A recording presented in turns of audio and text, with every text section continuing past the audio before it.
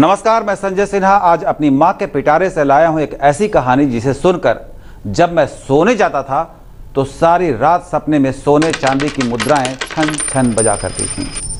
मुझे बहुत बार आश्चर्य भी होता है कि मेरी माँ को कैसे इतनी कहानियाँ याद रहती थीं। उनकी कहानियों की आगे रातें छोटी पड़ जाती थीं। मैं कई बार सोचकर भी हैरान रह जाता हूँ कि इतनी कहानियाँ उन्होंने कब पढ़ी या सुनी होंगी। तब कंप्यूटर और इंटरनेट का ज़माना नहीं था, लेकिन माँ चलती फिरती गूगल थी। मुझे नहीं याद कि माँ से मैंने कब कोई सवाल पूछा हो और माँ ने चुप्पी साध ली हो। माँ, किसने देखा है धरती का आकार गोल है? ये मेरा सवाल होता था। वैसे तो तुम्हारे स्कूल की किताबों में लिखा है कि पाइथागोरस ने सबसे पहले बताया कि धरती गोल है, लेकिन जीवन का चक्र भी गोल है। इसलिए यह समझने की बात है कि कोई भी चीज संपूर्ण तब होती है जब वो गोल हो, और तुम्हारी धरती अपने आप में संपूर्ण है। ये माँ के जवाब होते थे। मैं माँ से पूछता, माँ, धरती को माँ क्यों कहते हैं? माँ कहती, बेटा, जिस धरती पर हम रहते हैं उसमें ईश्वर ने हमें प्रचुर मात्रा में वो सारी चीजें दी हैं जिनसे हमारा जीवन संचालित होता है। आदमी की सभी जरूरतें इस धरती से पूरी होती हैं, इसलिए धरती को माँ कहते हैं। मैं अगला सवाल पूछता, माँ, जब सभी के लिए धरती के पास पर्याप्त है, फिर कोई गरीब और अमीर क्यों होता है? माँ मुस्कुराती, फिर कहती, कोई अमीर या गरीब नहीं होता बेटा, यह मन की गति है जो आदमी को अमीर या गरीब बनाती है। भगवान ने तो सबकी जरूरत पूरी करने के लिए सब चीजें धरती पर समाहित करके उसे दी हैं। इतनी दे दी कि किसी को कभी कोई कमी ना हो, लेकिन जिसके मन में कमी होती है उसके लिए तो पूरी पृथ्वी कम पड़ जाती है। मन के लालच की कोई सीमा नहीं होती बेटा। और मैं माँ की बातें बहुत ध्यान से सुनता। मैं पूछता, माँ, क्या सचमुच पैसा सबसे बड़ी चीज है? क्या पैसे से हर काम को पूरा किया जा सकता है? क्यों पैसे को इतनी अहमियत दी जाती है? माँ का मुस्कुराना जारी रहता। मुस्कुराते हुए वो कहती, पैसा सबसे बड़ी चीज नहीं, सबसे बड़ी चीज है संतोष। हाँ, तुमने भी अच्छा पूछा कि पैसे से हर काम क्यों हो जाता है। आज मैं तुम्हें एक राजा और पंडित की कहानी सुनाऊंगी। माँ का इतना कहना होता और मैं खुश हो जाता। माँ से कोई सवाल पूछने का सबसे बड़ा लाभ यही था कि माँ एक शानदार कहानी सुनाएगी, ये मुझे पक्का यकीन होता। तो मैं कहता, माँ जल्दी शुरू करो ना कहानी। माँ शुरू हो जाती। एक राजा था, बहुत दयालु और भगवान का भक्त। उसकी राजधानी में कोई मंदिर नहीं था। एक दिन उसने राजधानी में भगवान का एक मंदिर बनवा दिया और एक पंडित को मंदिर की जिम्मेदारी सौंप दी। पंडित बहुत विद्वान था। वो सुबह शाम मंदिर को खोलता, बंद करता, भगवान को तैयार करता, फिर लोगों की पूजा कराता। इस तरह राज्य में सभी खुशीपूर्वक रह रहे थे। लोग मंदिर जाते, विष्णु भगवान की सुंदर सी मूर्ति की पूजा करते और फिर चले आते हैं। पंडित ने मंदिर के खुलने और बंद होने का समय निर्धारित कर दिया था।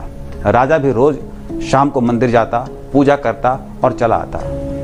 एक दिन राजा को मंदिर पहुंचने में देर हो गई। जब वो मंदिर पहुंचा तो उसने पाया कि पंडित ने मंदिर का दरवाजा बंद कर दिया है। राजा ने पूछा तो पंडित ने कहा कि राजन, अब भगवान जी सो गए हैं, इसलिए पट बंद हो गए हैं, मंदिर बंद हो गया है, कल सुबह खुलेगा, तो आप कल सुबह दर्शन कर लीजिएगा। राजा बहुत प्रसन्न हुआ। पंडित नियम का पक्का है, यह जानकर उसे बहुत खुशी हुई। एक दिन देर रात दूसरे राज्य से एक सेठ वहां आया और उसने मंदिर में भगवान की दर्शन की इच्छा जताई। वो मंदिर पहुंचा तो मंदिर के द्वार बंद थे। वो पंडित से मिला। पंडित ने मंदिर का द्वार नहीं खुलने की बात कही, कहा कि मंदिर सुबह ही खुलेगा। सेठ को बहुत निराशा हुई। फिर उसने पंडित के हाथों में स्वर्ण मुद्रा से भरी एक थैली पकड़ाई और कहा कि इसे भगवान के चरणों में अर्पित करना है। पंडित ने स्वर्ण मुद्रा से भरी थैली को देखा और मंदिर का द्वार खोल दिया। किसी व्यक्ति ने इस बात की शिकायत राजा से कर दी कि हुजूर, उस सेठ के लिए मंदिर का द्वार खोल दिया गया था। राजा ने पंडित को बुलाया और पूछा, क्यों पंडित, मंदिर खुलने का समय कब होता है? पंडित ने कहा, राजन, सुबह 6 बजे। राजा ने अगला सवाल पूछा, और बंद होने का समय? पंडित ने कहा, शाम 7 बजे। राजा ने फिर पूछा, ये कैसे तय होता है कि भगवान कब सोते हैं कब जागते हैं? पंडित ने आगे कहा, राजन, जब मैं सुबह भगवान को नहलाकर तैयार कर आरती करता हूँ तब भगवान जाग जाते हैं, और शाम को जब मैं फिर आरती करके भोग लगाकर उन्हें सुला देता हूँ तो वो सो जाते हैं। राजा पंडित के पीछे पड़ गया। क्या भगवान के सोने के बाद रात में उन्हें जगाया जा सकता है?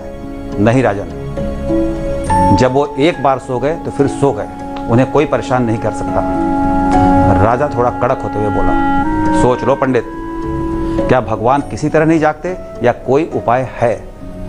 अब पंडित का माथा ठनका कि हो ना हो किसी ने उस दिन सेठ के लिए मंदिर का द्वार खोलने की शिकायत राजा से कर दी हो। उसने सिर झुकाकर कहा, हुजूर, अगर माँ लक्ष्मी दरवाजे पर दस्तक दें तो फिर मंदिर को खोलने में कोई परेशानी नहीं है, वो दरवाजा अपने आप ही खुल जाएगा। मैं चाहूं तो भी नहीं रोक सकता। मैं अगर मंदिर के द्वार नहीं खोलूंगा तो भगवान विष्णु स्वयं आकर दरवाजा खोल देंगे।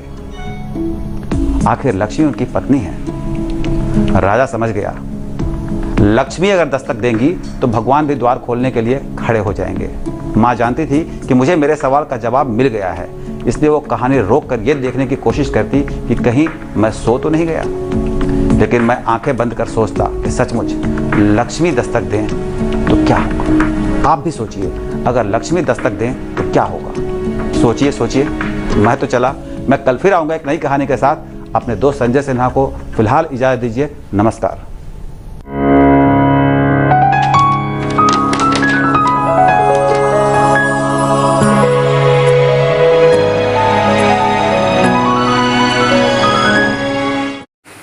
এই চ্যানেলটির প্রতি আপনার আগ্রহ আমাকে আরও উৎসাহিত করবে। ধন্যবাদ।